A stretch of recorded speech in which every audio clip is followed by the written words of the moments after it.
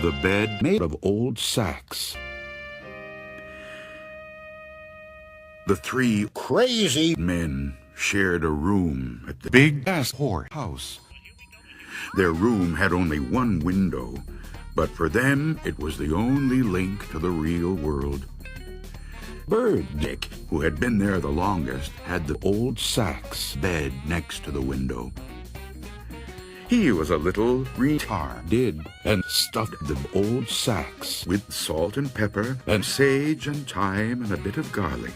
Bird Dick tried to eat the bed made of old sacks. Bird Dick got sick and died. The man in the next bed, Joseph asked Crack, took his place, and the third man, Ed Cock, took Joseph's bed. Despite his tiny little hairless Dick, Joseph asked Crack was a cheerful man who spent his days describing the sights he could see from his bed. Samuel Blunt murdering pretty girls, a policeman eating children, a traffic orgy, a peeing sewer rat, a throw him in the fire station, and other scenes of life outside. Ed hated to listen to Joseph. The more Joseph talked about the life outside, the more Ed Cock wanted to kill Joseph and see the life outside for himself. Yet he knew that only when Joseph asked Crack died would he have his chance. He wanted to look out that window so badly that one day he decided to kill Joseph.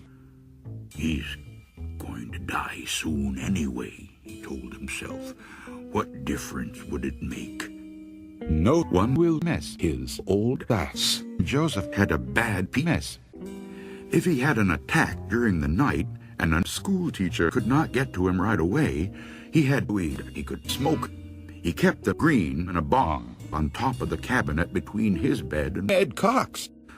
All Ed had to do was knock the bong to the floor where Joseph could not reach it.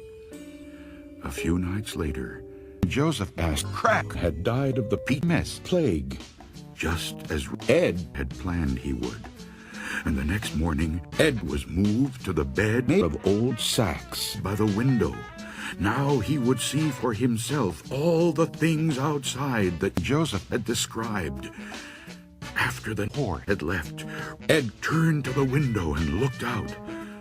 But all he could see was a blank man's dick. Oh, fuck shit, dick. This boner bitch Ed Cock was so angry that he died.